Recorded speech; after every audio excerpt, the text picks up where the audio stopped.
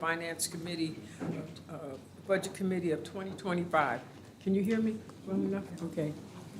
All right. Department heads, you will be asked a series of questions related to your budget information that you have pre-submitted to this committee for review.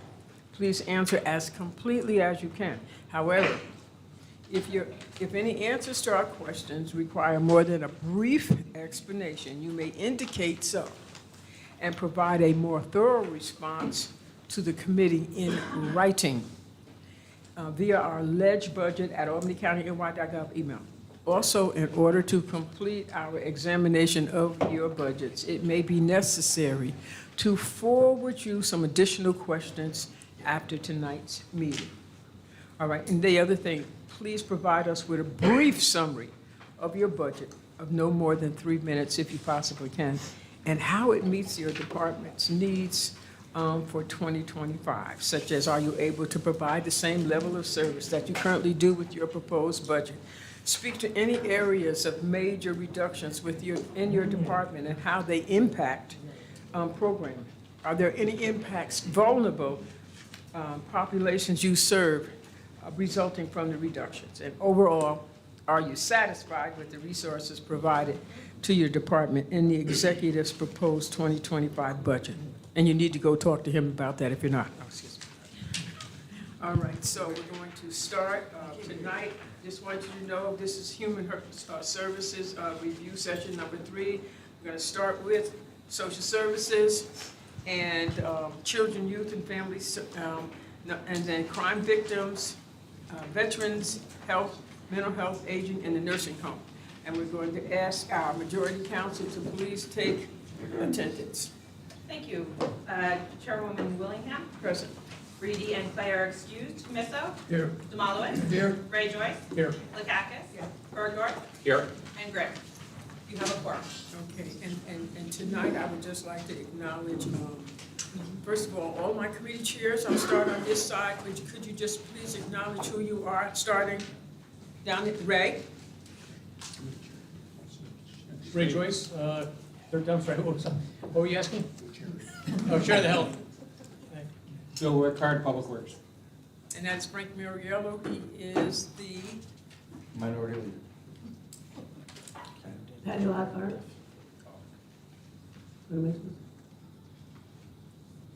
this way. Okay. I'm Ryan Conway. He's Brian Conway. I didn't hear Paul go. Okay. You got money. She's on the committee. And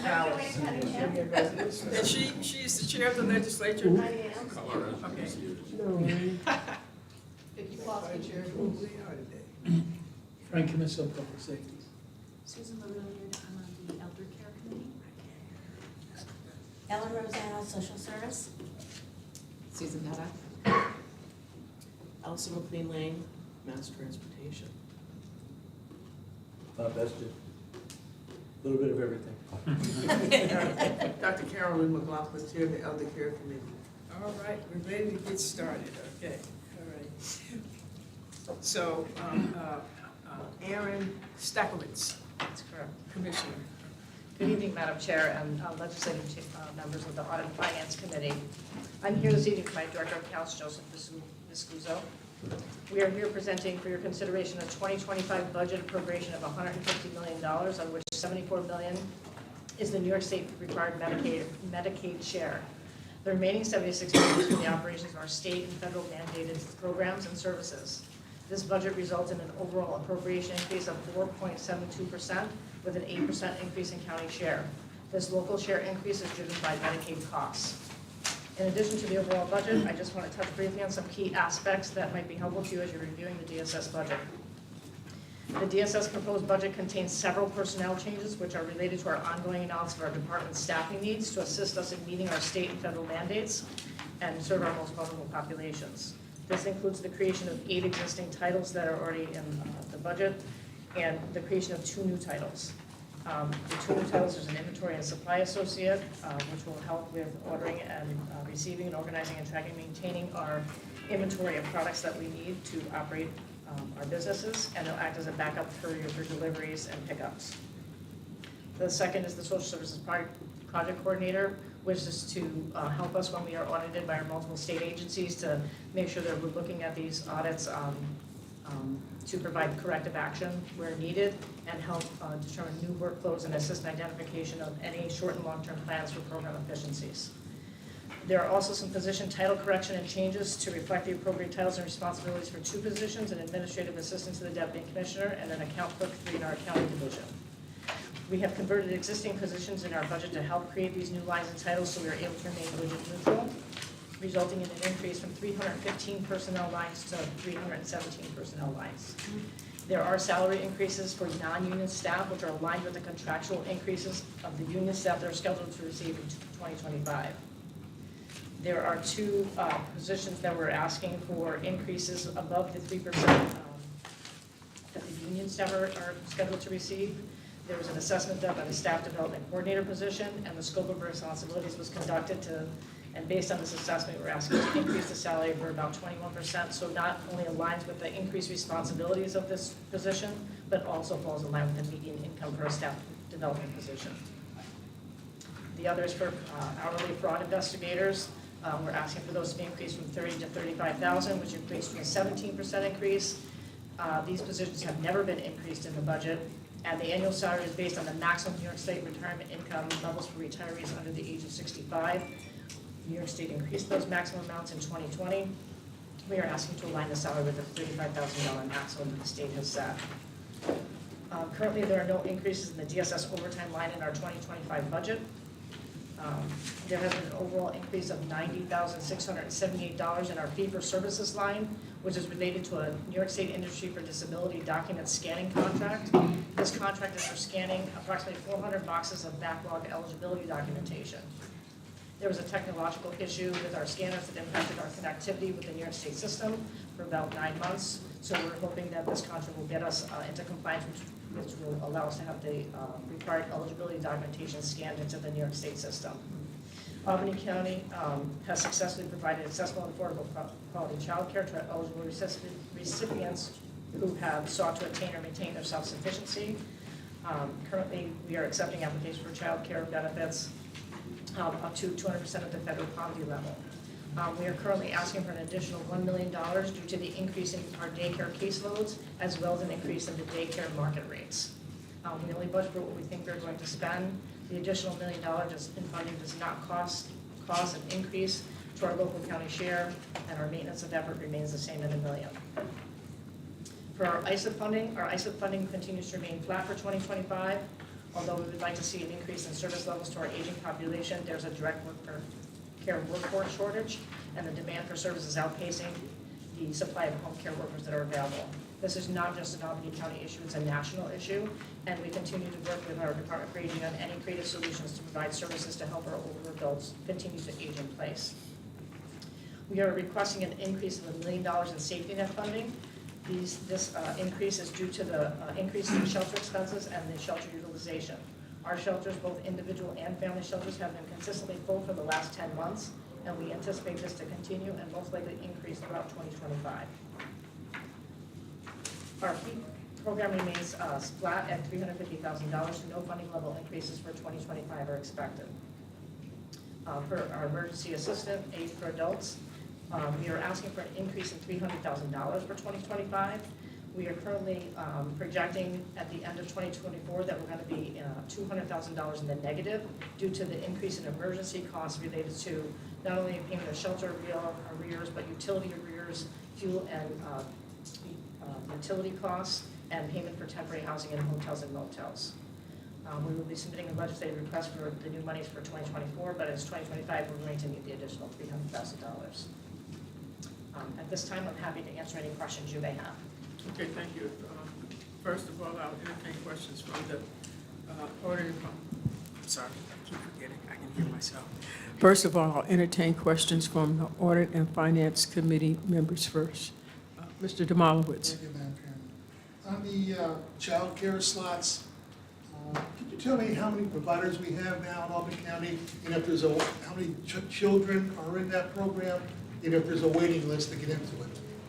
So I don't have the exact number of providers we have in Albany County, and I don't have the numbers of participants, but I can get that information to you after the meeting. You can get it to the chairman. Okay, thank you, I appreciate that. As far as waiting list, there's currently the wait is due to the lack of childcare providers in the community. So there's a wait list because of that. Not because the funding is not there, it's just that there's no providers that can meet the need. The food insecurity line was deleted, $250,000. Is the reason why that happened?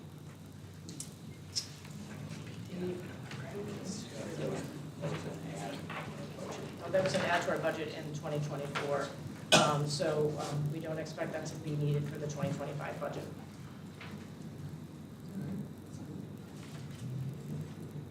And you talked about the raises over 3% in your department. Thank you. Thank you. All right. Are there any other questions?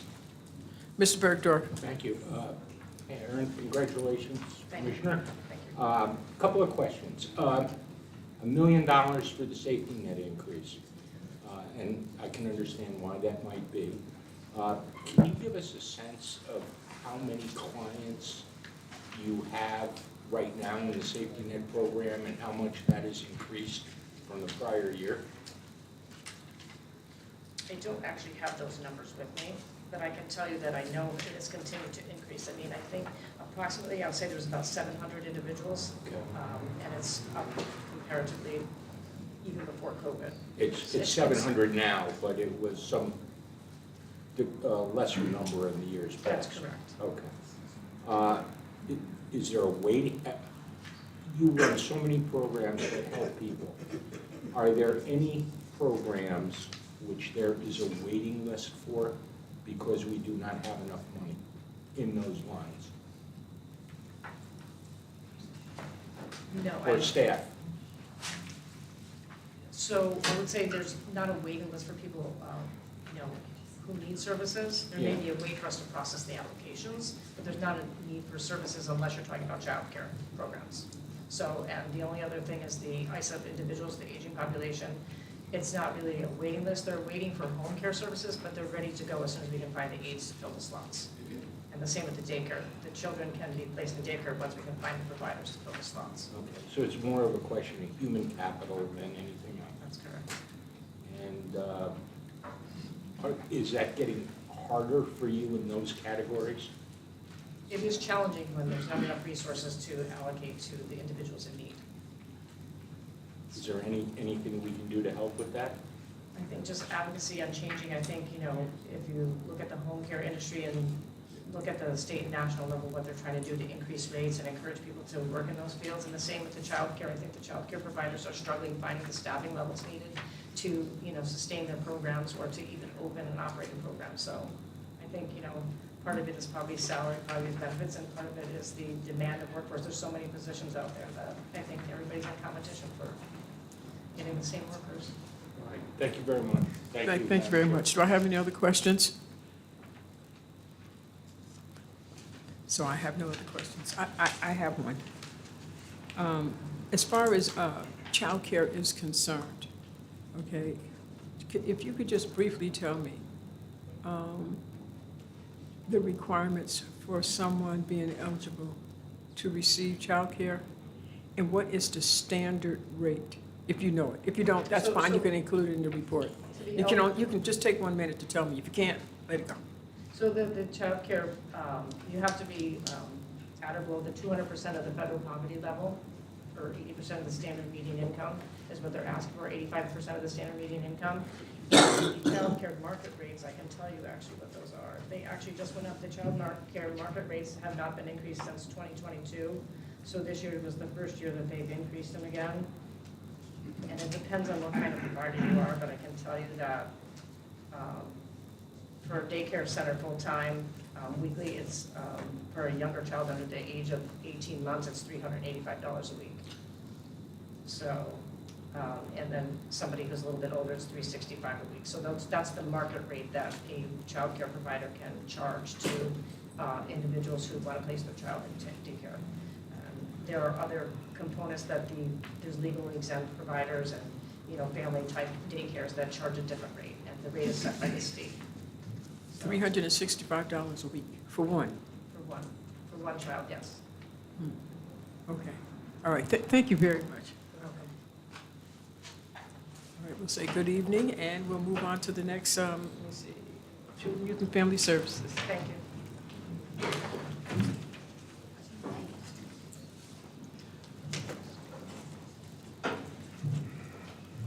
Madam Chair, is your microphone working? It's hard to hear down this end.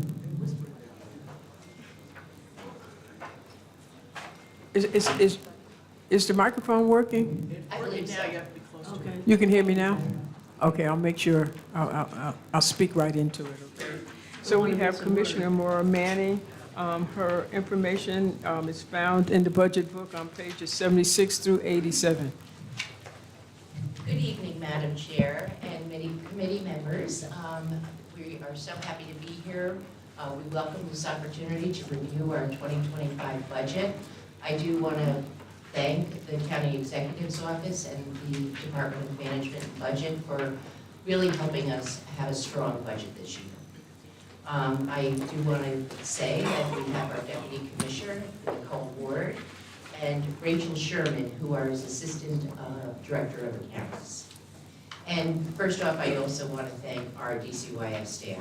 Our staff are dedicated and hardworking and really go forth to provide safety for our most vulnerable population of our children. And I really appreciate them going above and beyond. And we have various divisions in the department, our largest division being the Child Welfare Division, which includes Child Protective and Foster Care. We also have our Children's Mental Health Services and Children with Special Needs. So those are all critical services to provide children in Albany County. This past year, we really continued to upgrade our technology, most importantly, cell phones for all field workers to ensure safety, as well as laptops to improve efficiencies while they're in the field, so they don't have to come back and do all the work at their desk. They can do it right in live time. The department really continues to streamline and modernize our abilities, and so we've added 3 positions. It's really,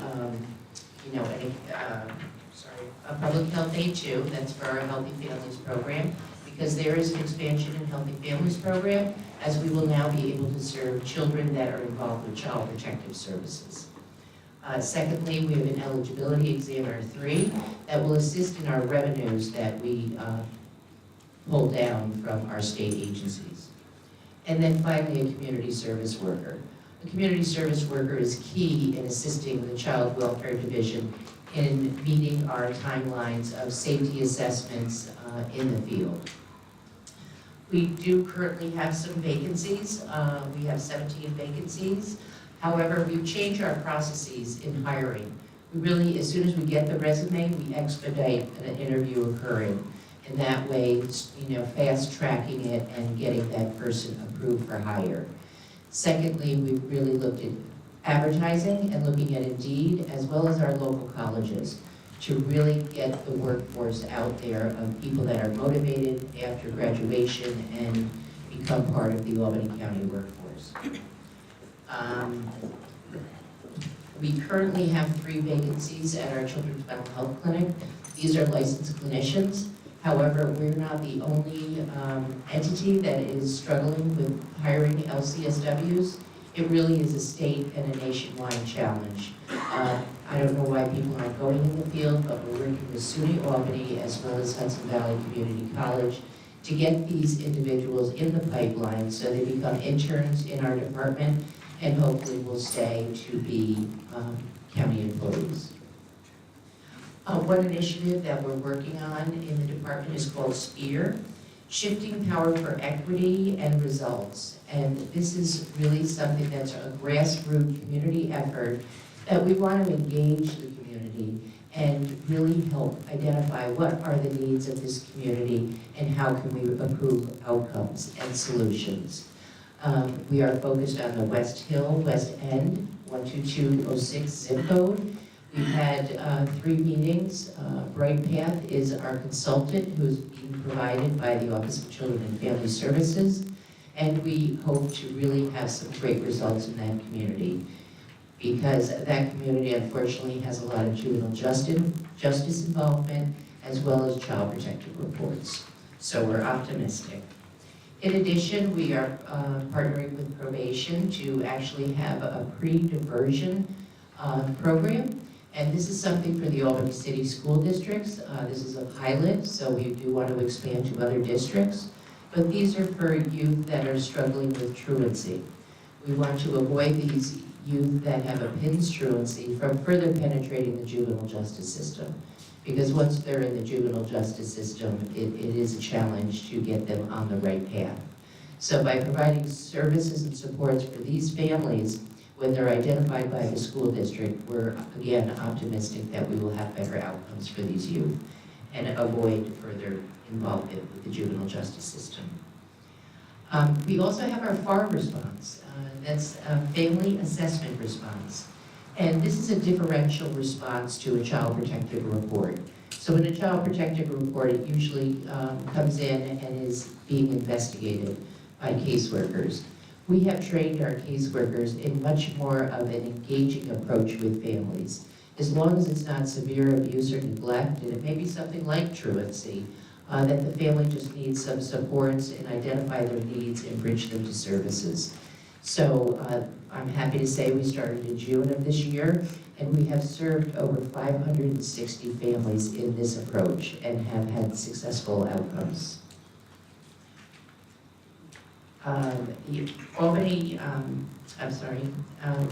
We also, unfortunately, sometimes when children are removed, we do have to place them outside of their home.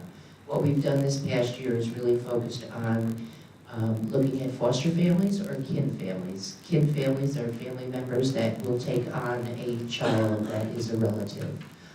We have increased the amount of certified Albany County foster parents, and so therefore these children are not going into congregate care, but are much more in a home-like setting, which is more conducive to their learning, to the consistency in their community, and has, hopefully reunification back with their parents.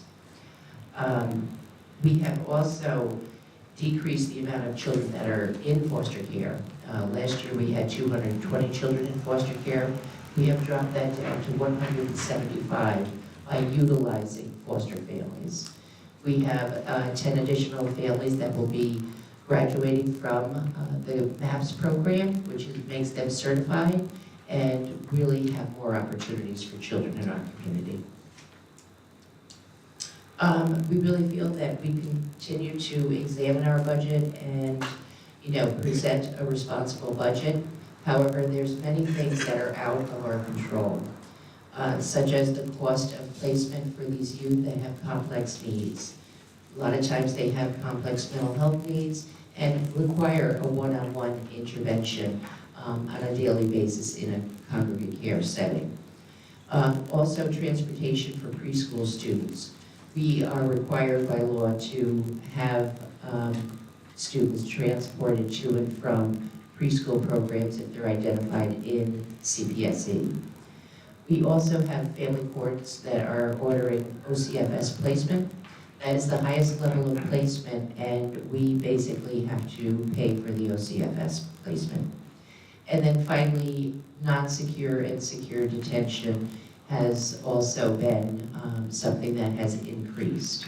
The needs are so significant out there with the violence and activity in the field that, basically the judges are utilizing secure detention and non-secure detention. Again, I think it's a comprehensive budget. We do provide a broad array of services for children and families. And I thank you for this opportunity, and we'll answer any questions. Thank you very much, Mr. Demolowitz. Thank you, Madam Chairman. Speaking of the secure detention center and non-secure, do you find within your budget or what you anticipate the funding for that line to be? The funding as it currently is? They fund 49%, 51% is county share of what we spend. And I don't have what they have for us this year.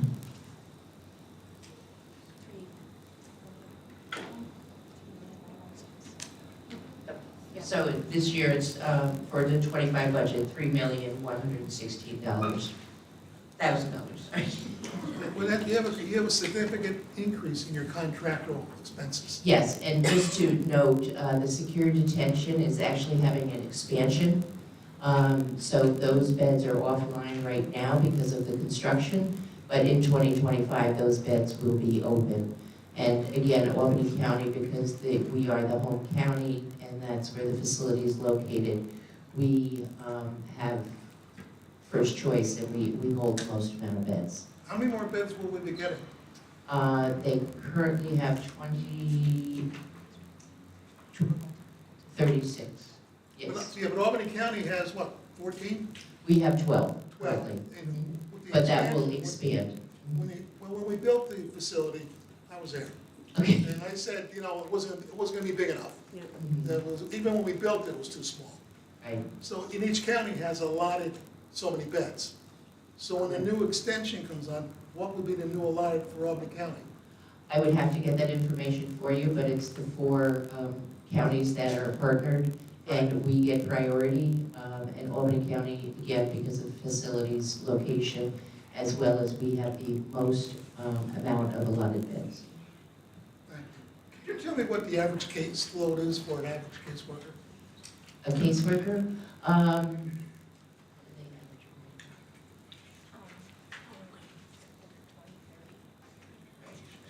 I would say anywhere, you know, and I can get you the exact, I would say Well, just 20 roughly. to 35. 35? Depending on what, you know, what the situation is and where they are in the case. Because we have 7 days to do the safety assessment. I mean, immediately they have to go out and conduct a 24-hour safety assessment, but then they continue to do a FAST and other things to develop plans. I think having FAR has improved those numbers and decreased caseloads because it's a different approach and much more engaging for families. And families are much more brought in and bought in to receiving services such as through our preventive programs. Thank you, thank you. Any questions? Mr. Bergdorf? A couple of years ago, or I'm not sure if it was last year or the year before, some of your investigators and caseworkers were concerned about the level of pay for themselves, having to go elsewhere for opportunity and comparability with other counties. Were you ever able to address that in terms of the salary structure? Absolutely, through our collective bargaining agreement. I don't have those figures right in front of me, do you know? I think their salaries went up about $2,500. Okay. We can note too, right now, we only have 6 caseworker vacancies, Okay. so I'm. We've been also to retain them. I wondered why I hadn't heard anything, because usually when That's it a comes good to the sign. budget cycle, you know, you got people in your neighborhood. I mean, And the other question I have, where you are short on staff, is it internal office process staff, or is it external casework, investigative staff? No, I think as Nicole said, we're down to, you said 6 caseworkers. So that is fantastic compared to the number of caseworkers we had last year. So again, I think expediting the interview process and bringing in people sooner, while the interest is there, has really improved. In addition, I didn't mention, but we're doing a lot of morale activities, and it really has been boosting morale and creating a really much more comprehensive team. Good, thank you very much. Thank you. Madam Then, Ms. Rosano? Well, Commissioner, I was just curious, last year we had some people who, from speech therapy and occupational therapy, speak before the legislature, concerned about their current rate of pay, which I guess had been not raised in, I don't know, she was indicating 20, 25 years. And I was wondering, in your new budget, has that been addressed? And Yes, we have been working with the county exec's office as well as management budget to give them incremental increases. So are you covered now with being able to take care of the kids who have the special needs? Yes. Thank you. All right, thank you very much. Ms. Lockhart? I'm not on the committee, but it is time for non-committee questions? Well, Ms. Rosano's not on the committee Oh, either. okay, I wasn't sure. Oh, you're the chair. Oh, sorry. She is the chair of, oh, I so, thought so. okay. All right, She's been on the finance committee. Right, okay. right, okay.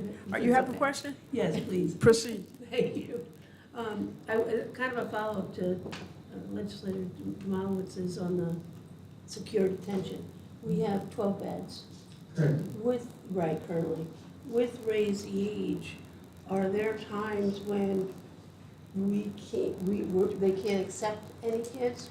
What happens in situations is there's a child from another county that is not one of the partner counties, they have to find a bed for that child somewhere else. And so then our child is brought in. Do they prioritize based on seriousness of the crime? They do not, they don't. I think the biggest problem that we run across is if there are two gang affiliations that are after one another and they have to be placed somewhere else. We've done that to ensure the safety of the other No, that's a big individuals. problem in the facility. And to, just thank you, to ask another question about the foster homes.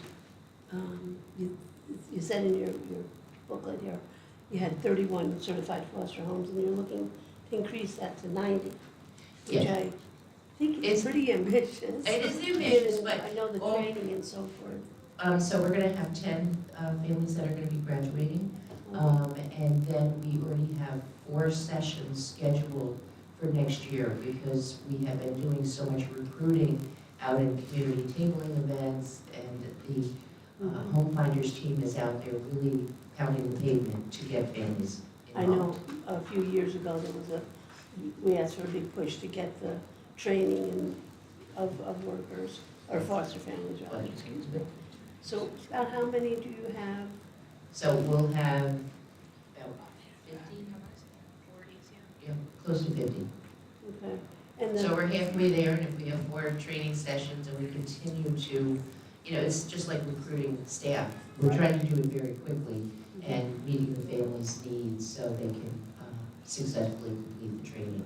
In addition, we also have the Trinity mobile van. So if they're bringing in a foster child who has just been placed by Child Protective, they have additional supports that could be available to them in a crisis situation or anything, just to prevent that child from disrupting out of that household.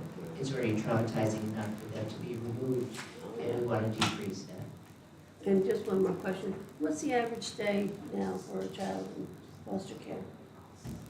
And that really varies. I can get you that information. It's all on the OCFS website. Okay. All right, thank you very much. Ms. McLaughlin, Dr. McLaughlin. What is the length of training for the families? You said you had some families that are graduating. How long is It's, that? I want to say 12 weeks that they participate, and they're long sessions. I know they've done them like a long session on a Saturday, and then they'll have shorter sessions like a 6 to 9 during the week. So they break it up in that way, but I can let you know the hours because it's an actual curriculum they need to follow. And so, and they're not giving a child until they complete the total. Oh, correct. And, it focuses on different topics as well, like attachment disorders, mental health related issues, school or behavioral challenges. So really that they're prepared and that the caseworker can assist them at any time. Okay. All right, thank you very much. We appreciate your presentation, and just want to thank you for your service and all the hard work you and your people do. Thank you so much. Have a great evening. Okay, we're going to move on now to crime victims and Director Amanda Wingle.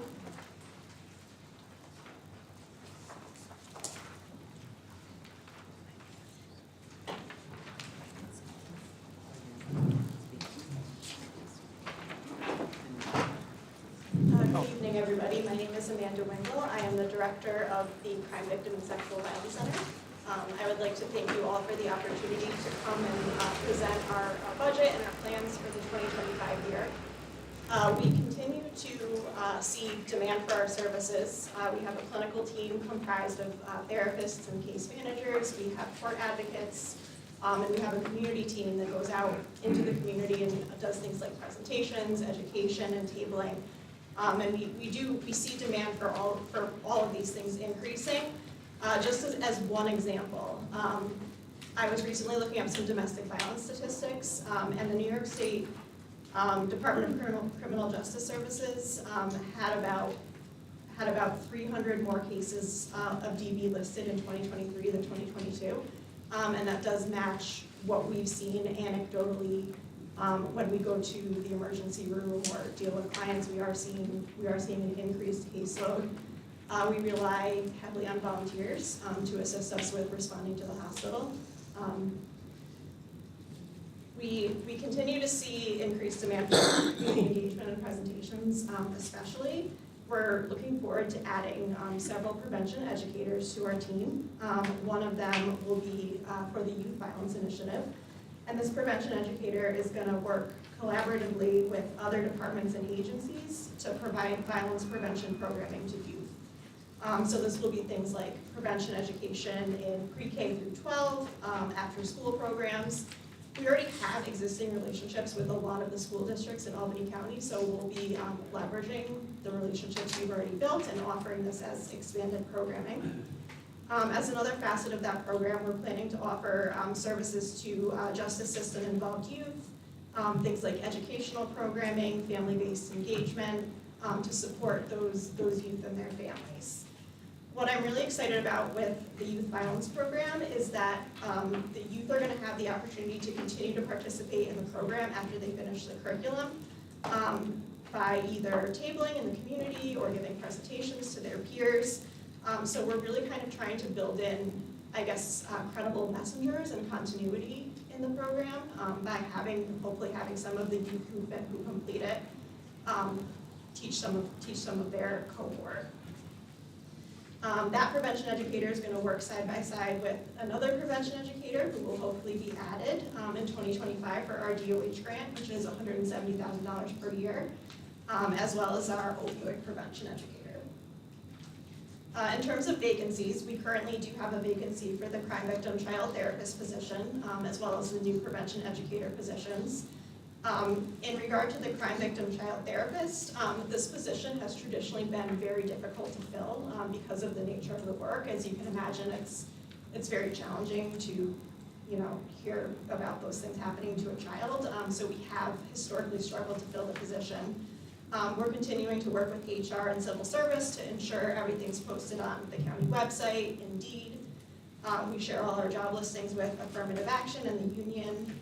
We're on listservs in the area, like the Albany Social Work listserv is just one example. We get a lot of people in that position through our internship program. The last couple of people we've had in that position have been interns with us, so that's a hope that perhaps one of our interns will be able to move into that role. I just wanted to draw your attention to a couple of updates that have been made since the budget was submitted. The first one being that the budget was submitted before we received word that we had received the Department of Health grant.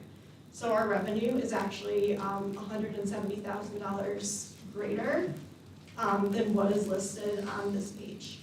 And that compensates for the loss of one of our grants. We had received emergency COVID funding, which came to an end in October of this year. And the DOH grant will more than cover that. We're keeping the county share flat at approximately 25%, roughly the same as what it was last year. I did just want to address quickly the issue of the clinical supervisor position, because I know there have been some questions about why there was a salary increase in that. And the simple answer is that she has a lot of increased responsibility because of the additional prevention ed programs that we're bringing on. She's going to be involved with supervising those individuals and assisting them with the planning process. It's kind of outside of her normal scope of clinical work. So that's why we wanted to give her that salary bump.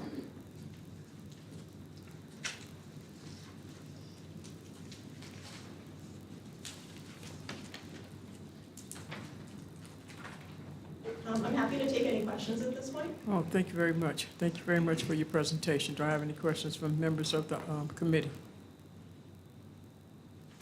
Mr. Bergdorf?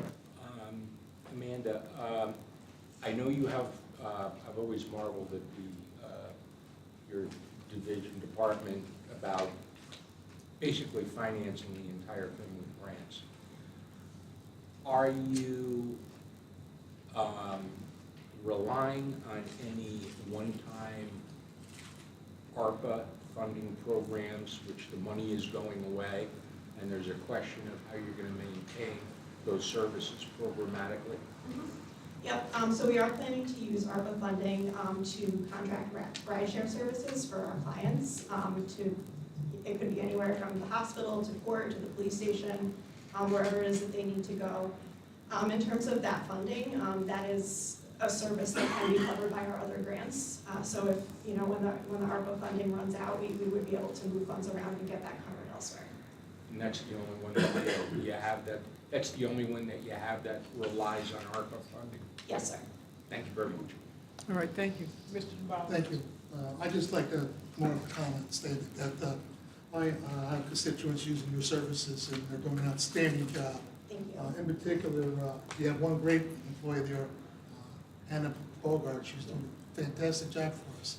And that's a department that, when you're in need, if you need some support, your department's a phone call away. And I think this is one of the departments I think should stand out for us in Albany County. Thank you. Thank you, that's very kind. If there are no further questions, thank you very much for your presentation and the hard work that you do. Thank you. We're going to move right along here, and we're going to take veterans next. Mr. Leslie, Scott Leslie.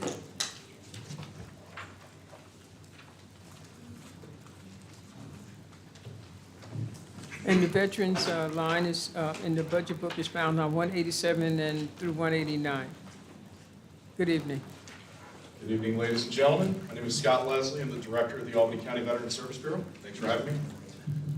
Today, I look forward to discussing my 2025 budget. In the 2025 budget, we look forward to capitalizing on a number of advancements we've made in the department. Simply with the claims with the Veterans Administration, just in the last 6 months, my office is responsible for increasing the amount of claims we've made to the Veterans Administration by well over 400%. We've accomplished this through effective hiring, use of some modern software improvements, things like that. We've also been able to steer the increased traffic into my office through incredibly aggressive outreach efforts. We've had thousands of individual veteran touch points across the veteran community. This is accomplished through meet and greets, breakfasts, lunches, attending VFWs, American Legions, other community events like that. We've put on a number of events, the MVP Arena, at Lawson Lake, and a number of other places. Right now, we're currently funding a number of wellness, both physical, mental, spiritual health initiatives to include yoga, gym memberships for those that need it, and anything else you can imagine. So we've had some pretty good success just since I started in January. In 2025, we aim to increase the amount of outreach we have, which will generate more business in my office, allowing more veterans and their families within Albany County to come in, file a claim, and that could lead to a number of positive benefits. It might be monetary compensation to that veteran or the family. It could lead to increased access to health care and a number of other benefits. That also comes with the March On initiative that we have. That's going to allow the Department of Mental Health, Dr. Giordano and I, to bring on a case manager that is going to allow our veterans that go through our claims process to start working with this case manager on some of the smaller issues, allow this case manager to track that family or that veteran through the progress, not just through the claim, but after the claim, ensuring they have access to behavioral health, mental health, physical, spiritual health care. So this is, at one point it may have been seen as a one-stop shop for a claim, but we're going to go a little bit past that With this case management position in March on, that's going to allow us to increase our outreach and have a dedicated staff personnel to kind of walk with them and keep in contact with them as long as they'll let us. We've got a lot of good things planned, and I'd be happy to take any questions. Thank you very much. Mr. Demolowitz. Thank you for your service. Sir, thank you. Your association goes up to $600 this year, you know, is that? That would what cover, organization that would be? that would be covering American Legion dues, Veterans of Foreign Wars due, Disabled American Veterans dues, and also covering dues for the county veteran, the National County Veteran Service Officer Association. These are all associations that allow my personnel and myself to either attend regular meetings in the community, but it also allows us access to professional education materials and get a good heads up on professionals for conferences that will allow us to go out there and liaise with other county veteran service officers. It's really about professional education or outreach within the community, sir. Well, your department does admirable work. My brother, Vietnam vet, through your department, got 100% disability from prostate cancer that he just recently got. And that was with your help and the people That's a that big you put him in benefit. contact with. And that's the type of work you guys do. It's fantastic. It's great, and with this type of outreach and this type of interaction we have with our veterans, that allows us to, when we file a claim, and we're not just talking about, these are external dollars that come in, and that can increase this veteran's, way of life. They get the extra money coming in, it can make their quality of life increase exponentially. And that's our goal, is we drag them in, we file the claim, get them the compensation, whether it's for medical, whether it's monetary. Well, you're to be commended for it. Thank you. These veterans deserve it. We're having a good time. All right, thank you very much. Chairwoman Cunningham. Yes, thank you. Thank you, Scott. And I also just want to say wonderful work that you're doing. And many of us around the table have participated in more than one of your veterans activities, whether it's the stuff you did out at the nursing home for the July 4th, the Honor Vet program, just all of it, really nice job. And one of the things that, if you don't know Scott, what kind of jumps out is your passion for your work, and we really appreciate that. Just kind of a comment on the March On program, and that the legislature very delighted to work closely with you, kind of launching that, and my predecessor, Andrew Joyce, worked on the kind of legislative piece of that, so we're really excited to see kind of it, the launch and the possibility there. And the case manager position, will that position be exclusive to March On, or is that going to be utilized over? Madam Chairman, thank you for the kind comments. The case management position will be working with both Dr. Giordano's department and my own. We have some shared space, both with mental behavioral health and the veteran space. So this case manager, as Dr. G and I kind of talked about, this is something that's going to work between the two departments, and we take advantage of both our skill sets. Okay, good. Thank you. You're welcome, ma'am. All right, thank you very much. So if there are no further questions, I want to thank you very much, Scott, Thank you, ma'am. for all the work that you do. We're really impressed with the change in that Veteran Services Bureau. You came in and you just ramped it up to a degree that, everyone recognizes. So I just want to thank you for all the hard work that you do, and that you know that we do appreciate it very much. Thank you, ma'am. Okay, all right, thanks. We're going to move on now to mental health. Dr. Giordano.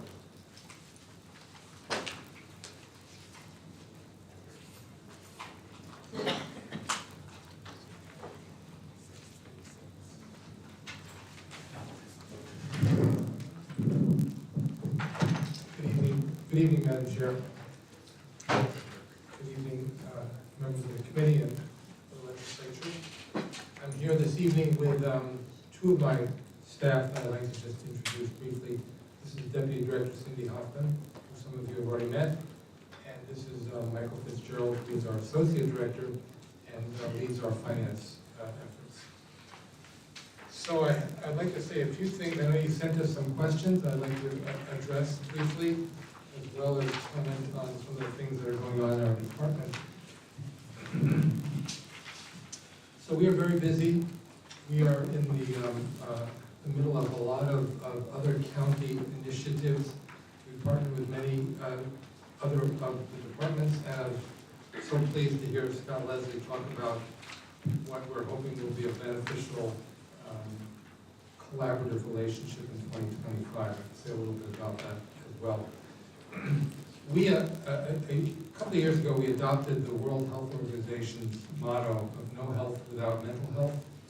And we have continued to try to position ourselves in the areas of our community where people are struggling and suffering, but not necessarily only with mental and behavioral health, physical health, poverty, and other similar types of quality of life issues. We provide an array of services, as you may know. We are only one provider in the community. There are probably about 5,000 individuals right now who are receiving mental health outpatient services. There are 5 or 6 other clinics in addition to ours. There are the hospitals, the emergency rooms, and a lot of case management programs. But we set the tone, and I think it's important to understand that we are a direct care provider. We have a mental health clinic, we have a jail clinic, we have our mobile crisis team and our core team and our motor team, our ACT team, all of which I've spoken with some of you in the past about, and I'll be glad to answer any questions about.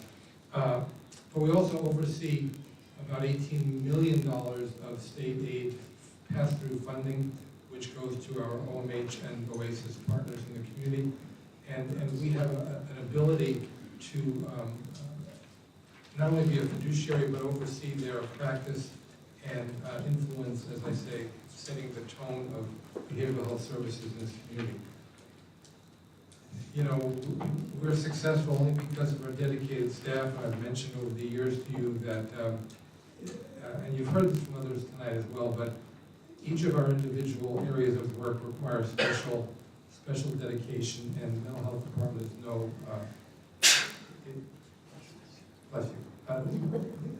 exception to that. Personally, doing this for a number of years, so grateful to the support from the county exec's office in not only preparing this budget, but in recent years, but also to the support from the legislature. We've always felt that you understood and were behind us. I serve statutorily as part of the Conference of Local Mental Hygiene Directors, along with 57 other county directors.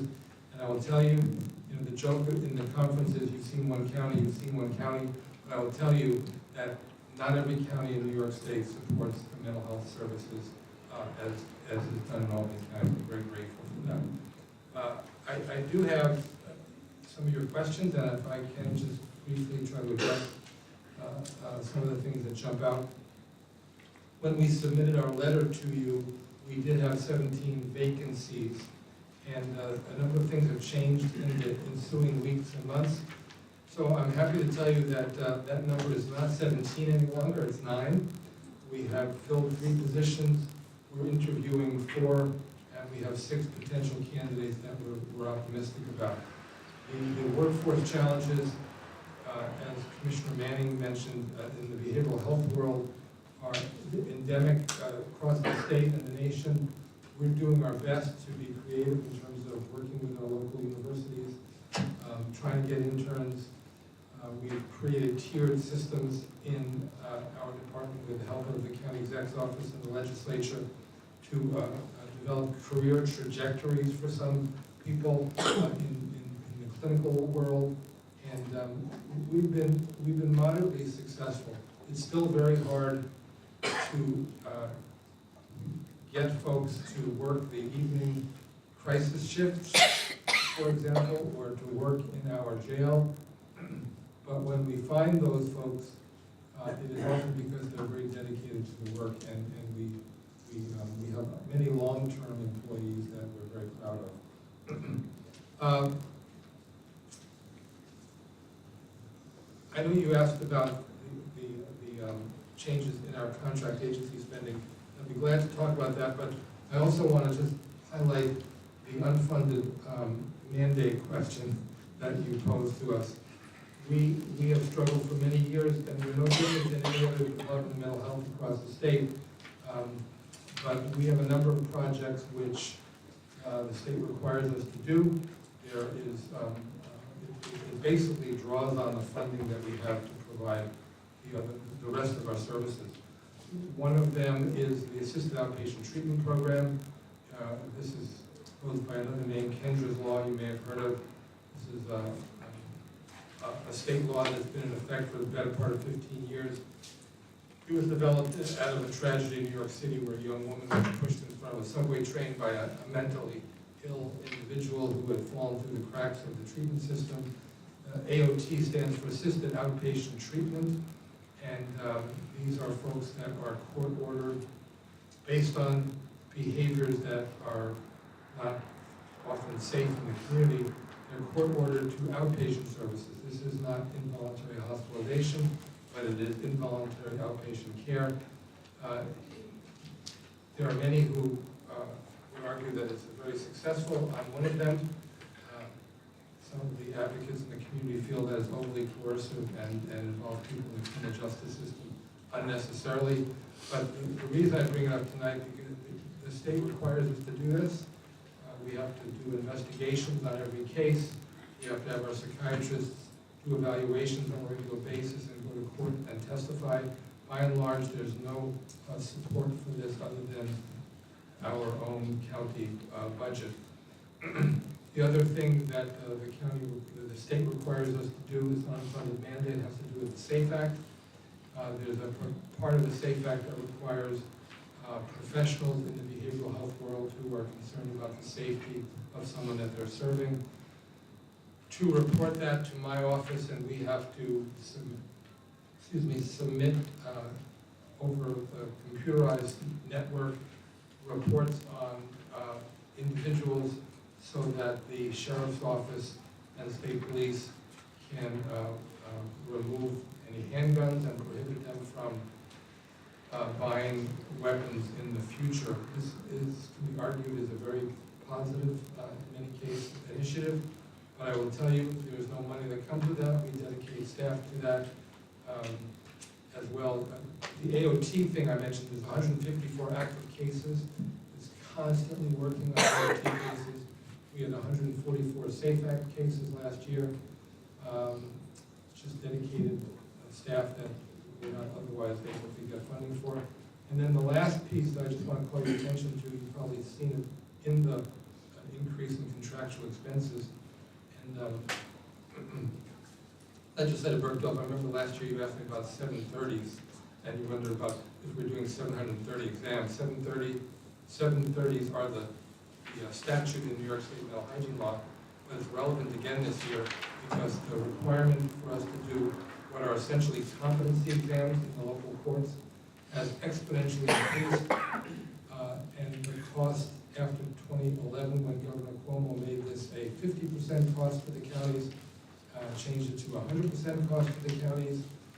We are showing $1 million increase in our proposed budget for next year. This cost is the cost of inpatient hospitalization. When someone is determined to be not competent to proceed on a felony charge, they go to the state hospitals to be restored to competency. This can take a long time. It's 100% on our dime, and we also have to provide the examiners on the front end to work with our local courts to make those determinations, and every examination requires 2 examiners.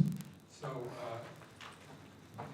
any chance I get, I like to highlight the fact that despite our best designs and support of management budget and of the county legislature, we are burdened with a host of unfunded mandates. In the coming year, though, we remain optimistic, I think. Just checking. We are doing a lot of things in our community, and I just want to mention a couple of them. The partnership with Scott Leslie is very exciting. We have often, over the years, tried to insinuate ourselves into the veteran space with the VA hospital here. We've never really been able to do that in a way that we thought was going to be meaningful. We were unable to get on the veterans insurance plan as a provider. They said they didn't need any more providers. But this case management initiative, I think, is really creative, and we're hoping that we can find the right person and that we can make some difference in the lives of even a few men and women who have served our country. The street-based initiatives that you've brought your attention in our budget, I think is worth mentioning. We see everywhere we turn that the folks that are suffering and struggling the most are not necessarily the ones who are willing, able, or interested in coming into our office and setting appointments and coming on a regular basis. And what we've tried to do gradually over the last few years is to bring our services to people in the community on the street. We have a vision for this. We've applied for some grants that we were not successful in getting, but we have caught the attention of the New York State Office of Mental Health, who in New York City put a lot of money and energy into developing street-based programs, and we believe that there's an interest in piloting some sort of initiative in Albany, and we'll keep you posted on that. We think that's where much of the positive changes are going to come moving forward. And of course, our motor team, which is our mobile outreach treatment and overdose response team, we are already, with the use of opiate settlement funds, expecting to double that program in 2025. We started a mental health board, a few years ago. We just got word that we have funding from New York State that will allow us to increase the personnel attached to the mental health court. And we're touching a lot of people's lives in a positive way. And lastly, I'll just say that in your response to our letter, there was a question about our dashboard. And I think it's worth mentioning something I've been interested in a long time. We've been talking with the county exec's office in recent years on this. We are in the process of developing a dashboard that will allow us, I'm hoping, with a single glance to understand the fiscal viability and health of our organization, our programmatic and organizational performance in terms of demographics and people seen and outcomes. We have a staff person assigned to that in the coming year, and we are very hopeful that that will increase our efficiencies, and if we're more efficient, we're improving the quality of more people's lives. So that's kind of an overview of where we're at. I'd like to take any questions, or any of my team are ready to do that. I know we gave you a lot of information, but please. All right, well, I'm going to thank you for your presentation very much. And if I don't get a chance to say it, I want to thank you for all the hard work that you do provide for Albany County, its constituents and community. Do you have any questions from the members? Can you hear me now? Mr. Demolowitz. Thank you, Mayor Chairman. Doctor, the project Equinox was zeroed out in the budget. Has that been moved someplace else? Yeah, over the last couple of years, Whitney Young and Equinox have merged, and they've come out of that merger with Whitney Young as kept their name, and the Equinox services are being absorbed into that. So any of the state aid that would have been going to Equinox is just being transferred to Whitney Young. So in terms of change in services on the street, there's no change. Also, on the miscellaneous contractor expenses been zeroed out. Is that money being? Oh, is that 4230? Which is that? That is that a 4490, yeah, 4230, yeah. Yeah, 4230. So that's Oasis. There were two programs that the State Office of Alcoholism Services and what does the OASIS stand for? They just changed it. It's the Office of Addiction Services and Supports. It used to be Alcoholism Services and Substance Abuse. They've decided to go into direct contract with two of our programs that we were the pass-through for a number of years. So that amount was zeroed out only because, again, the service is not changing in the community, but the way that they're getting their money is. Thank you. Yes, sir. All right, thank you very much. Yes, I have a question from Chairwoman Cunningham and then Ms. Petto.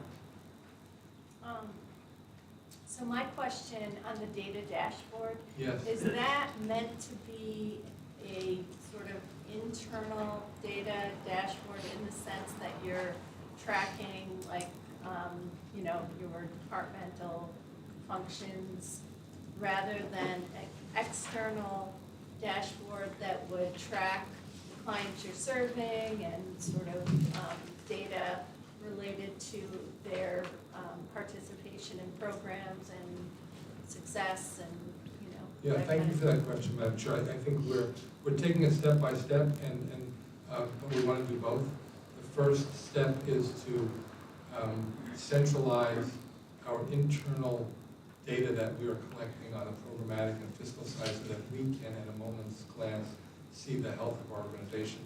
But a portal of some sort for a public-facing dashboard is part of our vision.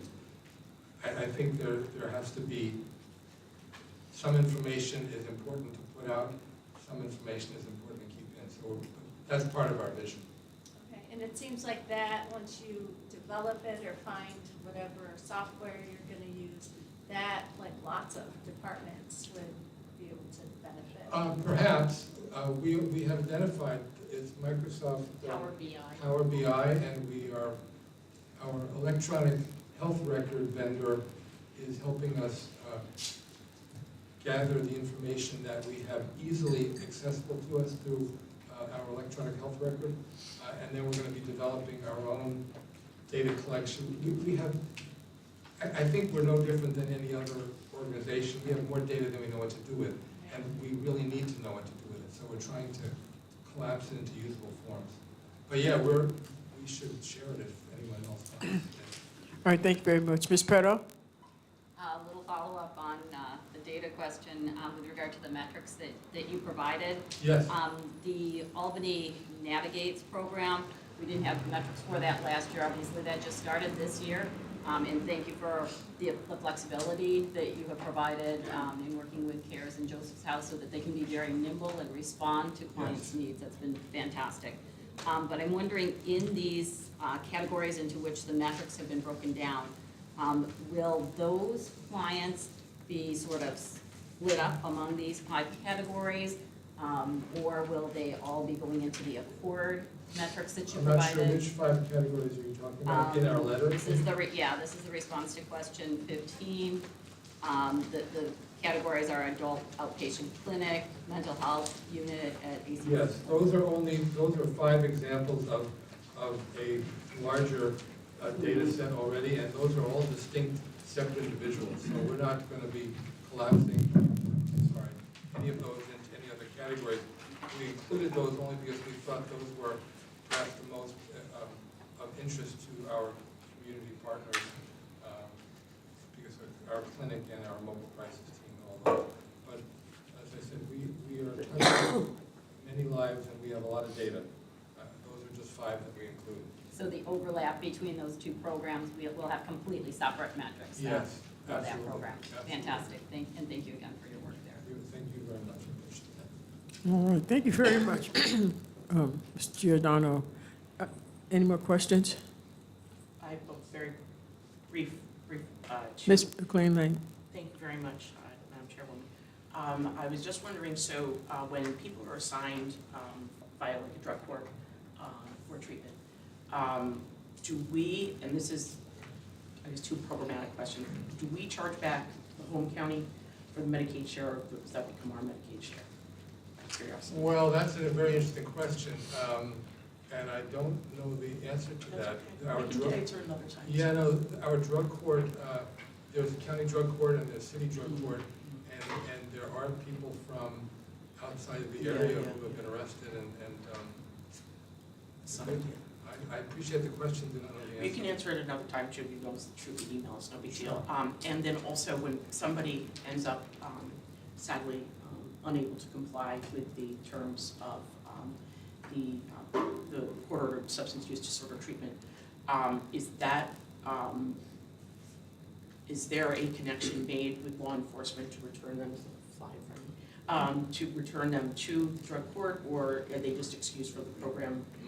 And if that is too challenging to answer here, you can always. Yeah, I think that's a separate conversation that's of interest to us in our department, but the courts, we've run through our mental health court development, it all depends on the judge. Okay.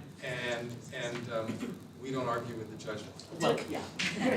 I would agree with you on that. But we will find out both ends. Yeah, no problem. Thank you.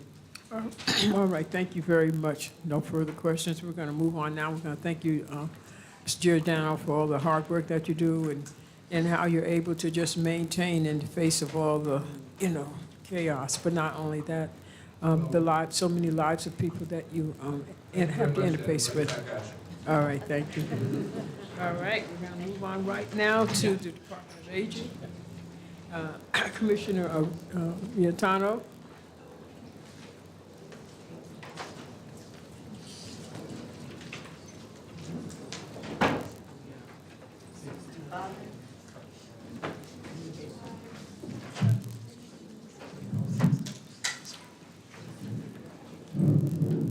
All right, thank you very much. Good evening. Good evening, Madam Chair and distinguished leaders and guests. Oh, no, I think most of the guests left. I want to thank the county executive for all he does for the aging department as well as management and budget, who is always at the other end of the phone. I thank you for the opportunity to present the budget for the Albany County Department for Aging for 2025. As you've heard me say every year, each year is no different, a budget is a moral document, and no county does it better than Albany County. We feel our 2025 budget fits your bill. With me tonight is Alec Hewless, who is our finance director. We continue to offer a variety of services to our older adults, including congregate meals. More than 110,000 meals have been provided, and approximately 150,000 home-delivered meals have also been distributed. We provide legal assistance, health insurance assistance, Sage Table for our LGBT community, in-home services such as shopping assistance, respite care, telephone reassurance, and personal emergency response like, Life Alert. We are pleased to say that our 22 congregate meal sites has grown to 24. We have a new site in Westerlo, and the Muslim Community Center of the Capital District in your area, in Colony. I'm happy to say that I've been told from NYSOFA that we here in Albany County have the only halal congregate lunch in the state of New York. I'm still checking that out to make sure that would be the case, but that's what I've been told so far. So that's pretty exciting. The new programs being planned, we hope to do senior games, seniors on the, our senior on the go mobile office. Ageism study is work that we're doing with SUNY Albany Women in Government and Civil Society. Working still with Albany Medical Center to do the geriatric ER. We're happy to bring back the GOLD program, which is our restaurant program that was so well received.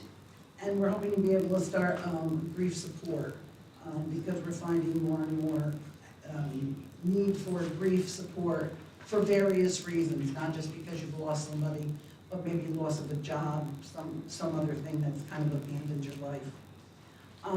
With ageism, I want to say that program has certainly gotten the zeitgeist of the year.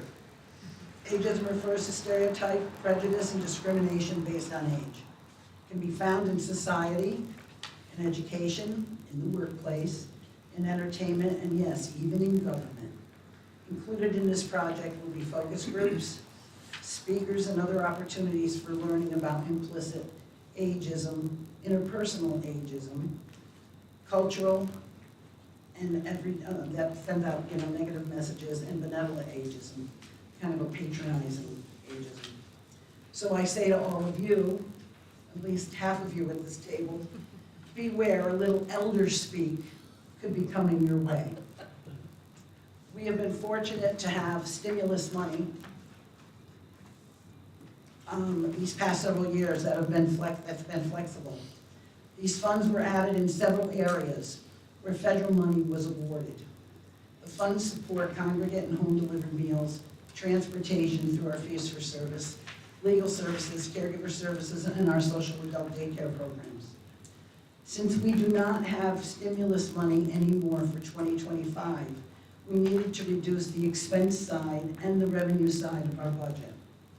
Our fees for services line has changed over the years. COVID caused our service participants to shift. The availability of stimulus money permitted a flexibility for all of our programs. And while that looks drastic on the budget at this moment, our services continue without any negative impact to any of our services. A small shift in staff resulted in a pivot to overtime line for staff. We're a small agency, but we're a mighty one. We have 2 positions to fill as mandated by the Older Americans Act. Thank you for the opportunity, and I'm ready for questions. Well, thank you very much, Ms. Rattano. Do I have any questions from any of our members? Mr. Demolowitz. Thank you for coming. Did you type those questions? No, I didn't. She actually was my 9th grade Typing teacher. Oh, my goodness. It comes in handy today with the computers. The Concord meals, 600,000 less this year than last year. Is that, is that gonna be enough funding? Your Concord meal grant? That's 600,000, is that part of that? Where'd that money go? That was part of the stimulus money that had gotten applied, so we don't have that going forward. Any other monies in the fees for service, which you talked about, that's why you reduced it by 700,000, 7 million. Thank you. The food's great, by the way, from what I hear at all. Oh, well, we're happy to serve any of them. We have 7 or 8 providers. Okay, thank you very much. Mr. Bergdorf. Thank you, Madam Chair. Yeah. Yeah. Much has been written over the last year or two about the outward migration from New York State. And I think a lot of those people are probably senior citizens. Do you have any sense as to, obviously people get older, 5 years ago I might not have been a senior citizen, now I am.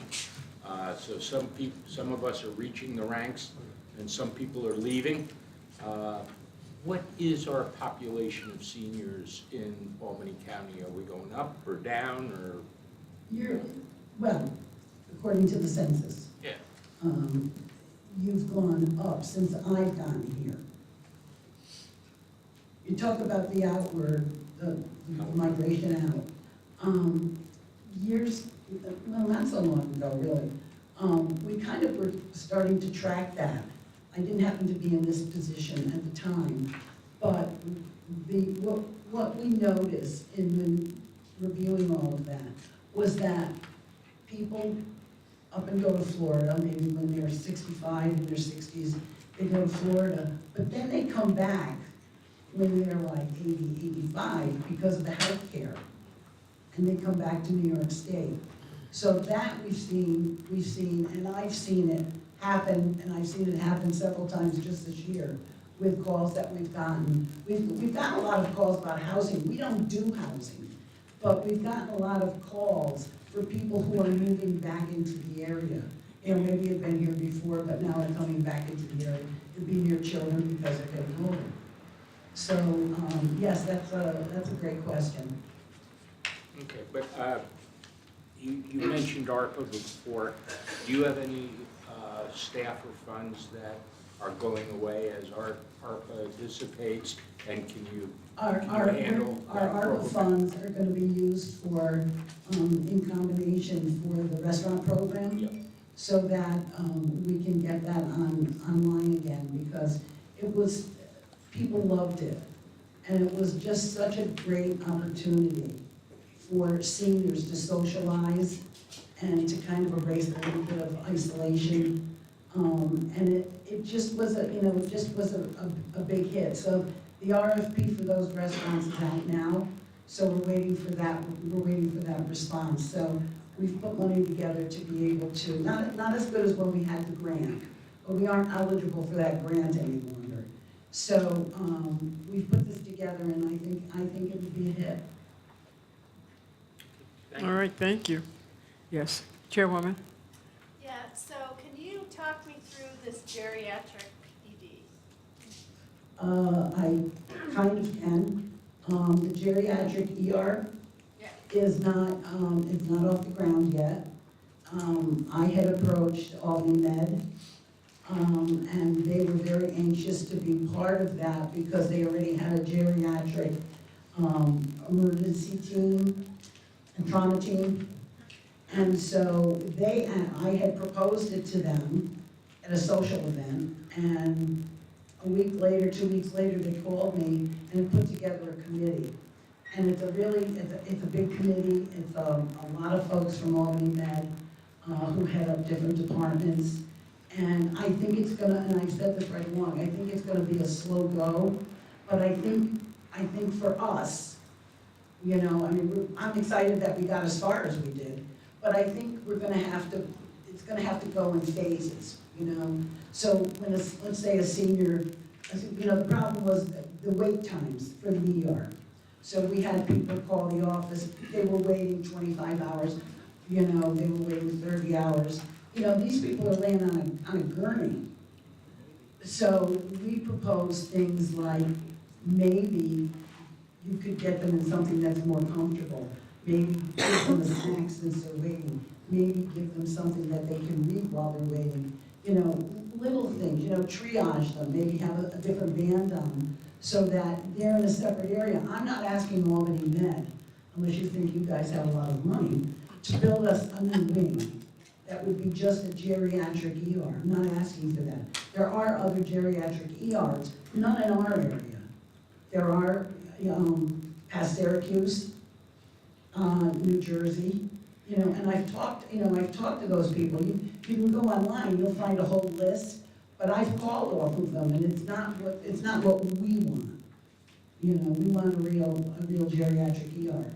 We have somebody on our advisory committee who's from the Hilltowns, and she's a firewoman, and she said that they've had to wait with the patient 2 hours in the parking lot at Albany Med before they can even bring that person in.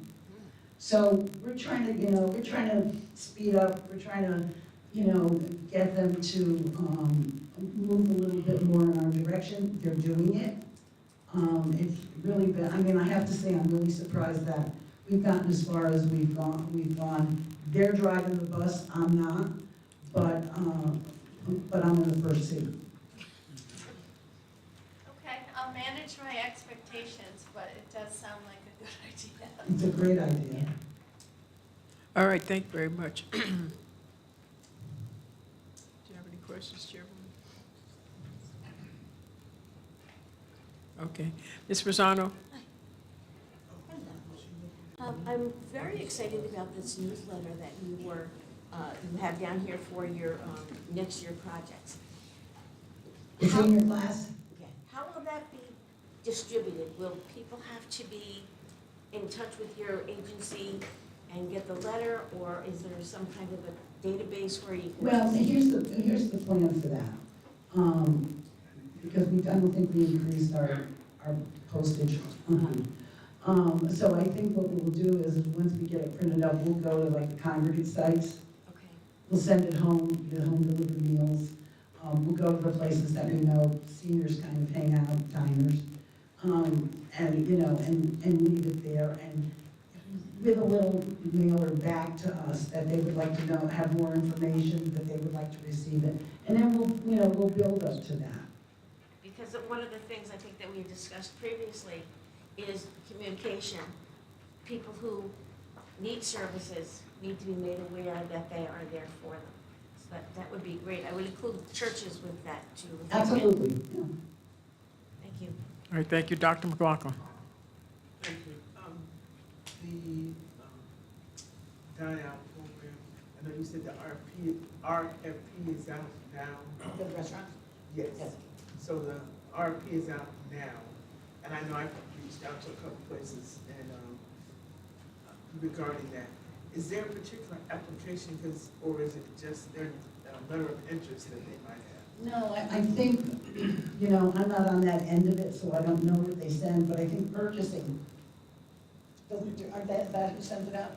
Yes, it's a simplified form, basically. Yeah, we simplified the form because other RFPs that we've sent out are a little convoluted, I think. So we sent a form that would be a little bit easier for folks. You know, I can do this, you know, I can do this amount of meals. I'd like to get a copy so that I can share. We'll ask purchasing to send that to you. Yeah. All right, thank you very much. If there are no further questions, we're going to move on now, and we're going to thank Ms. McDonald for her presentation tonight. Thank you very much. Thank you. Well, our last presentation for the evening will be from the nursing home and our executive director, Mark Olson. Thank you very much, Mr. Olson.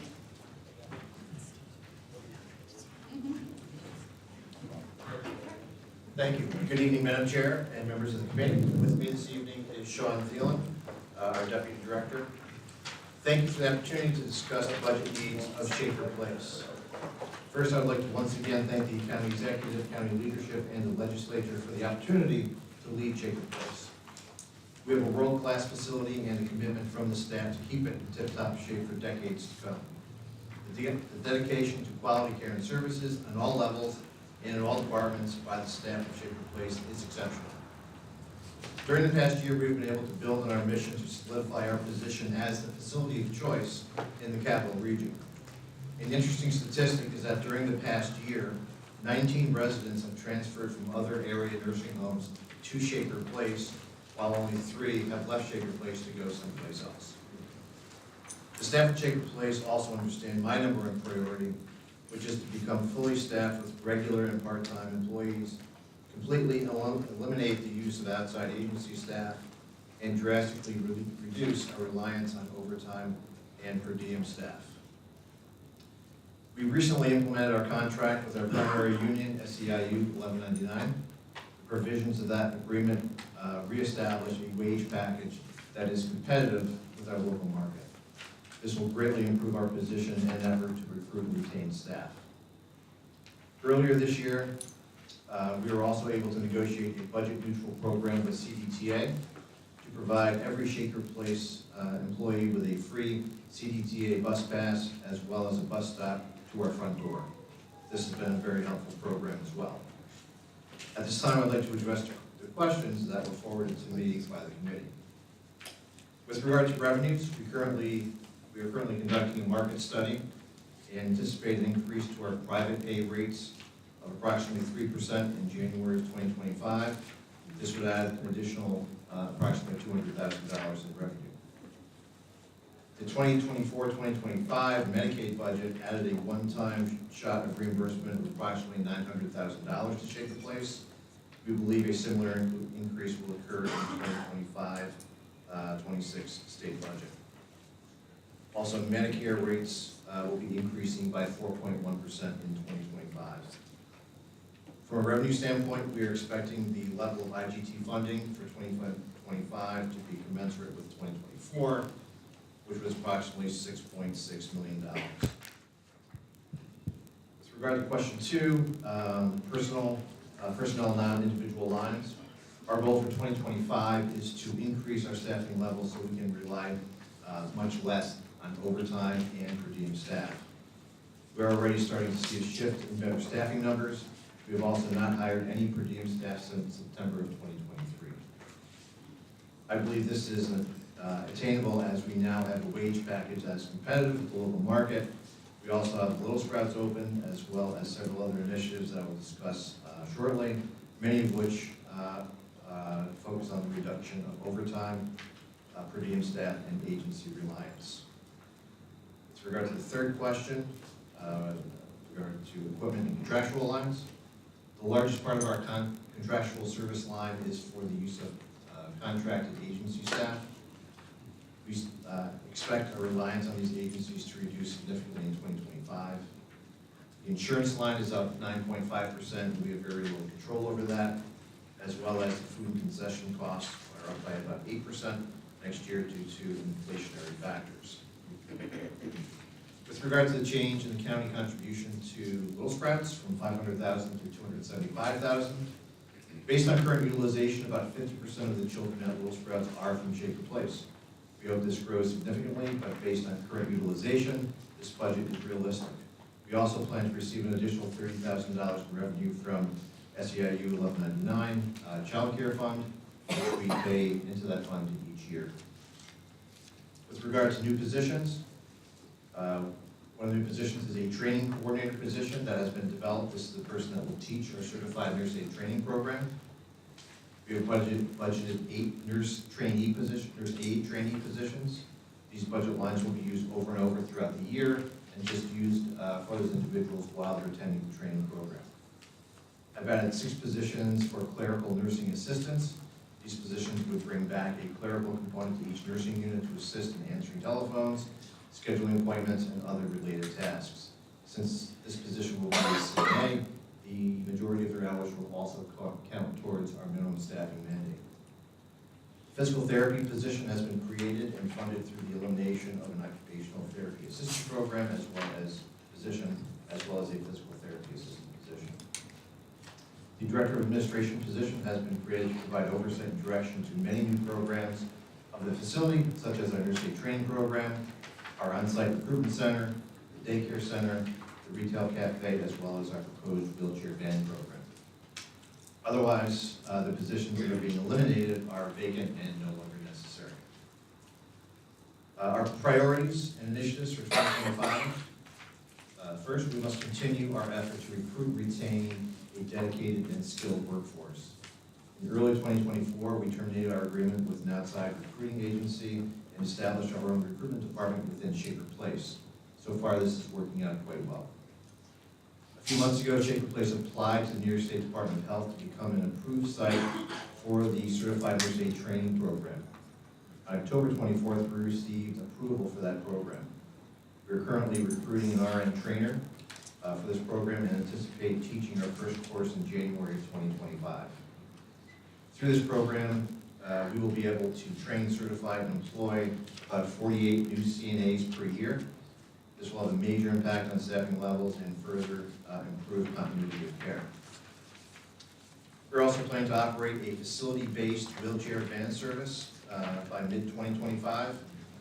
Currently, each year, about 1,000 trips are made for our residents to attend medical appointments and treatments. Our goal is to purchase our own ambulettes and staff them with a driver that is also a CNA credentialed, as well as a CNA attendant for safety. This service will be reimbursed by the New York State Medicaid program, as well as through private paying residents on a fee-for-service basis. Just as the current providers are paid. This would be a budget neutral proposition, but would provide tremendous flexibility in scheduling appointments on our terms and not an outside provider. Also, the CNA staff operating the program will count towards our staffing mandate as well. The opening of Little Sprouts Daycare Center has already proven to be a great asset to the county. While it is taking longer than expected to fill, it is a great recruitment tool, and we are already seeing the benefits of the intergenerational programming between our residents and the kids. We look forward to a center at capacity in 2025 with continued and expanded intergenerational programming. We are currently in the design phase of creating the Shaker Cafe. This will be a full-service cafe offering hot and cold meals, a salad bar, made-to-order sandwiches, an upscale coffee bar, and other beverages. The cafe will be operated by our staff, and items will be offered at cost to our staff, as well as any residents, visitors, as well as those folks who will ultimately occupy the remaining floors of the tower at Shaker Place. At this time, I'd be happy to answer any questions. Very good. Thank you for that excellent presentation. Do we have any questions from any of our members? Mr. Bergdorf. Thank you, Madam Chair. Hey, Mark. When this new program that you're going to have with the our own ambulance and transportation, when a patient goes out now and they have a private ambulance, is that contractual between the patient and the private vendor, or do you pay for that and then bill it to insurance, or how does that work? So it depends on if they're a Medicaid recipient. The ambulance service gets prior authorization from Medicaid, and Medicaid pays for the transport. Okay. If they're private paying, the ambulance company bills the resident privately for their service. Is it going to work how is it going to work when we are providing the service? The exact same way. So you'll be able to tailor how to bill and how to get reimbursed. Correct. So there will be multiple revenue streams for the county to pay for this. Correct, yeah. And again, I think, at best, Medicaid doesn't pay a lot of money for these transportations, these transports. That's why the current providers very often will have multiple people in their van, pick up in one location, drop them off, 3 or 4 hours later, get back to pick them up after they've been sitting for a long time. So, the cost of having that flexibility and better service, I think will be at least, if not better than a break-even service. But again, a much better service, and we won't be beholden to a third party and their schedule. We'll be doing it all on our schedule. I have one more question, Madam Chair. Yes, please. The Little Sprouts, you say we have cut the amount that you are paying them from $500,000 to $275,000. to $275,000. Who is picking up the other $225,000? Other county agencies are also have kids at the center. Currently, about half and half are Shaker Place and other county agencies. Right. We fully expected when we opened Little Sprouts that there was going to be a line waiting, all the way down to the airport. Right. But that didn't occur. It's been a slow start. They're working with us. I think some of the limitations currently is that they don't start caring for kids. Their youngest classroom is at 18 months. And I had a meeting with them a week or 2 ago for them to consider reducing that age to at least the minimum of 6 months. And they also operate Monday through Friday from 7 to 5 in the afternoon. We have a 24/7 staff. So we knew all this going into it. We did expect it to be filled faster, but I think that will happen in 2025. But I think they also need to kind of reconsider, their hours of operation and the age group of the kids that they serve. Okay, this is sort of a follow-up for Dave. Dave, did you put the other $225,000 and other agencies in the budget? So I got up here to speak to that. So because of the issues that Mark had gone through, both on the nursing home side and even on the rest of the county side, we basically over appropriated this year by hundreds of thousands of dollars, expecting that ramp up to come much sooner. So there is also an anticipation to encumber money over from 24 to 25, so there's no need to reappropriate it. Balance that against budget. But next year, we'll end up seeing that more apportioned throughout the, throughout the county. As it fills, yes. If it fills that way. Yep. Okay, thank you. All right, thank you, Dr. McLaughlin. Yes, you gave some great data in terms of people that want to get in versus those who want to leave the facility. Is there a consistent, can you give us like a vacancy rate that you have consistently over, I would say even a month. I was going to say a 3-month period, but things change rather quickly. Sure, our census changes on a day-to-day basis and very often several times a day. We are consistently above 245 filled beds. And typically, the beds that are open have already been spoken for by someone on a waiting list, and they're waiting to, make the arrangements to come to the facility. So our census, on average, we've been 245 plus out of our 250 beds. Okay. Yes, I'd like to, Mr. Demolowitz, and then Ms. Lakakis, please. Thank you, Madam Chairman. I think that ambulance program is fantastic, and I compliment you guys on thinking forward, thinking and out of the box to come up with new ways to provide services to our residents. I look at it differently, though. I think it's a quality of life issue. If you go to any of these medical facilities and watch these people wait hours for their ambulance to come up, it's heartbreaking.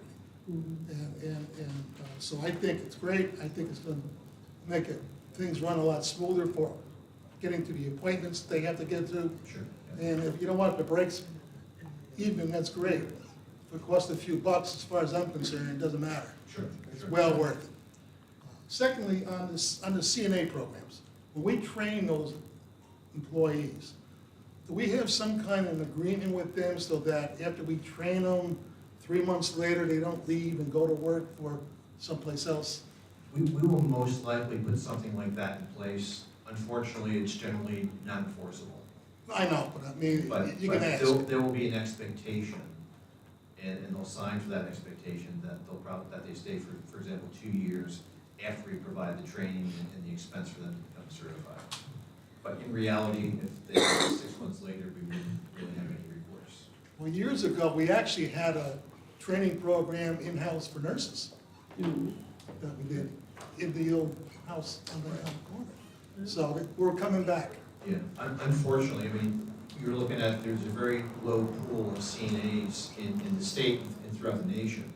And right now, New York State, only 29% of facilities in the state teach their own nurse aid training program. So the more and more facilities that train nurse aides, the more they'll be in the pool. I'm working with our state association to determine why more facilities don't have a nurse aid training program, and with that information, compel the state to put some money behind that to help offset that problem. Well, thank you, and thank you for our employees out there who's making Albany County Shaker Place a 5-star premier nursing home in the region. Thank you. All right, thank you. Yes, Ms. Lakakis. My question is kind of budget related. I noticed when I was reading that your staff has a 49% flu shot rate. I was kind of surprised by that because I work in a place that I must have a flu shot for the past 10 years.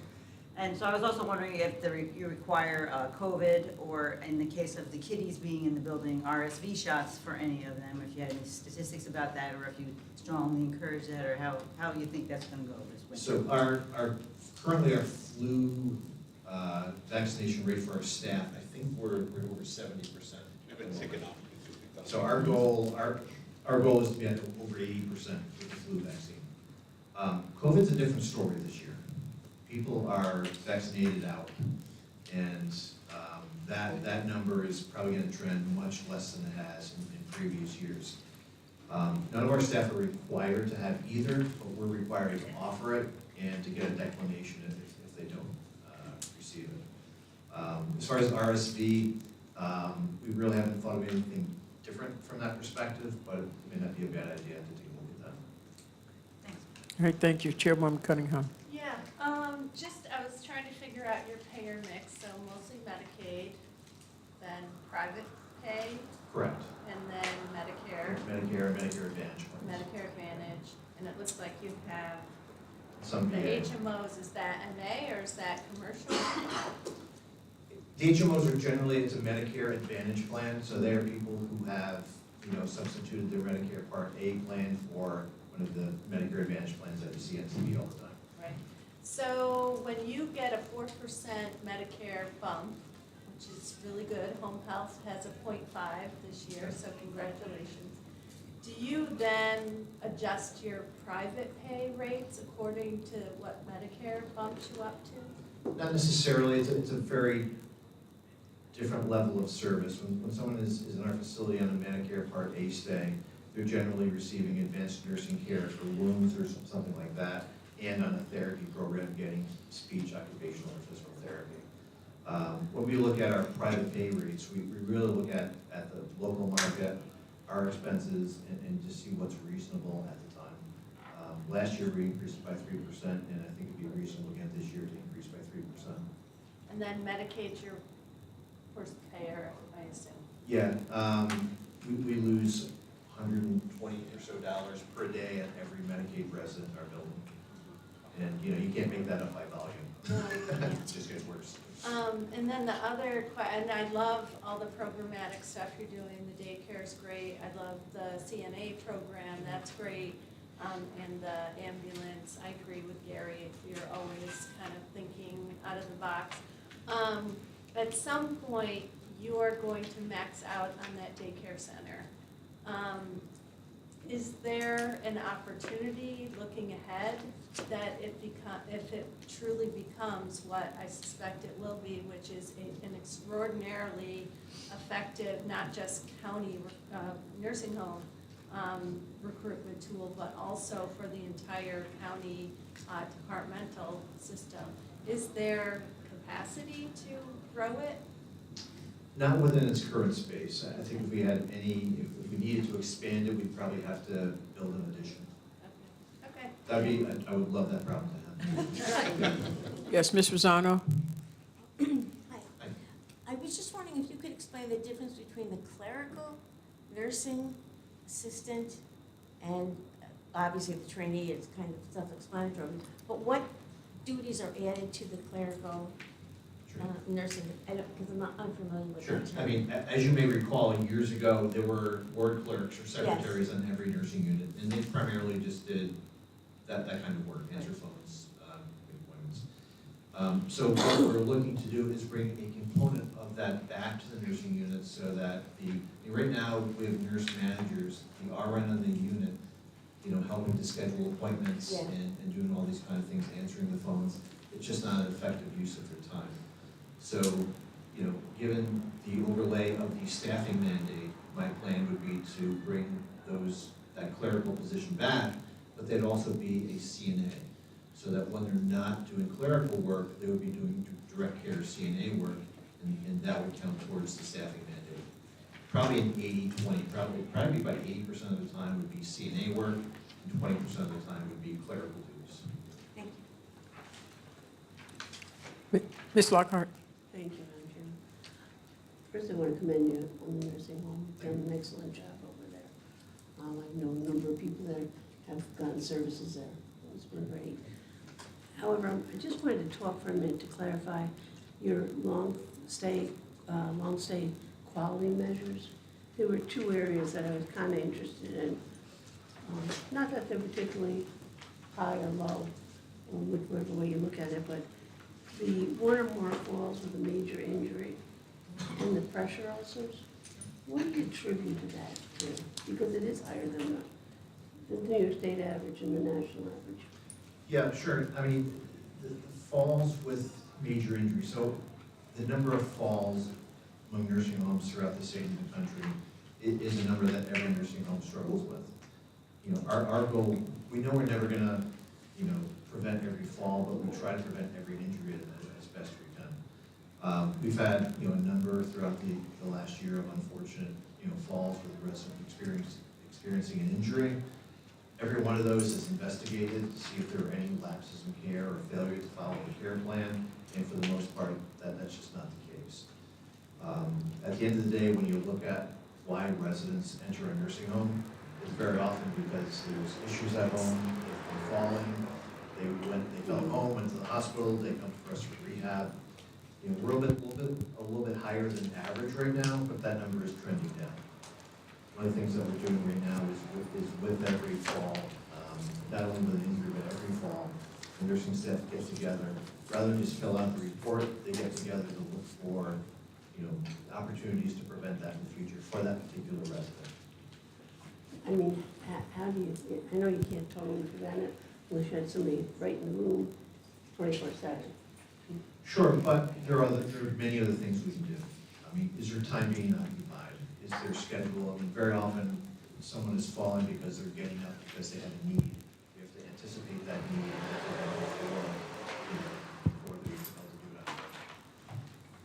Thank you. All right. And the same with our pressure ulcer number, which is also trending in a downward number as well. All right, well, thank you very much. Mr. Bergdorf? Short question. Okay. I thought I understood all our buckets of cohorts of clients, patients, until Joanne asked her question. I have always thought of it in a little bit of a different way, which is probably not accurate. Percentage of Medicare and Medicaid payments, or patients, private pay patients, and we even changed the name of the place to add rehabilitation center in order to bring in short-term rehabilitation payments. Can you give us a sense of how many beds sort of fit each of those buckets? The easiest way to describe that is the short-term rehab and for people coming for rehabilitation. That is generally the entire Medicare population and Medicare Advantage population. Those folks are generally the ones that are coming in, getting those services, and very often in the home. We have a majority of our residents that come in for short-term services and rehab go back home or to a lesser level of care. But it's probably averages between 18 to 25 people at any given time in the nursing home getting those services. Rehab. Yeah. We do have one nursing unit, our Anley unit, that is a designated short-term unit. That's probably where about 75% of our residents who come in for short-term rehab go. But at the end of the day, if the beds are full and the bed opens on another unit, that could be a short-term placement as well. In terms of profitability, or not profitability, but return for investment dollar, is rehab more lucrative than Medicaid? Private pay is obviously the best, but Actually, Medicare is actually the best. Medicare. We could, a Medicare stay could be somewhere between $600 to $700 a day. So that, and the known fact in our industry is that Medicare subsidizes the losses of Medicaid. It's the way the system works, and Medicaid, relies on facilities utilizing Medicare as a way not to pay the full cost of the stay for the Medicaid patient. Does Medicare subsidize MA, Medicare Advantage? So Medicare Advantage, take an example, CDPHP is one of our primary Medicare Advantage plans. Everyone that has that Medicare Advantage plan is someone that's eligible for a regular Medicare, Right. but kind of, sold their business to CDPHP. Right. We then have to get contracts with all these other agencies, and, we have a lot of contracts established, but when we call to renegotiate the contract, we don't get calls back. So our CDPHP contract is probably 5 or 6 years old. And, at this point, we'd rather take a straight Medicare Part A recipient than many of our Medicare Advantage plans, because they just don't pay as well. And not only is the per diem much less, but they don't cover for as long a period of time. Thank you. Medicare Advantage does commercials, don't do that. All right. Thank you so much, Mr. Olson, for your, excuse me, Ally had a question? excuse me, excuse me, Ally? excuse me. It's okay. Excuse me, I'll let her talk. Okay, but we do want to thank you for your presentation. Ms. McLean-Lane? Oh, well, I can just tell you very briefly. I have a day job, I work for a state-level elected official. And I have noticed that the calls ever since Shaker Place sort of reinvented in the Albany County Nursing Home, the calls have changed from, I need to get into a nursing home, to I need to get into Shaker Place.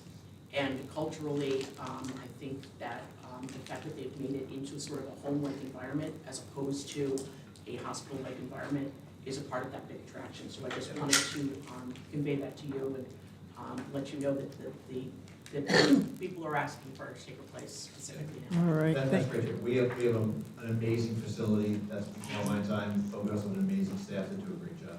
All right, thank you. Oh. Can I get a second on that? No Okay, Yankee got a game. second? All those in favor? No Yankee game. Aye. I wish there was. Sad, sad. I didn't think it would be that.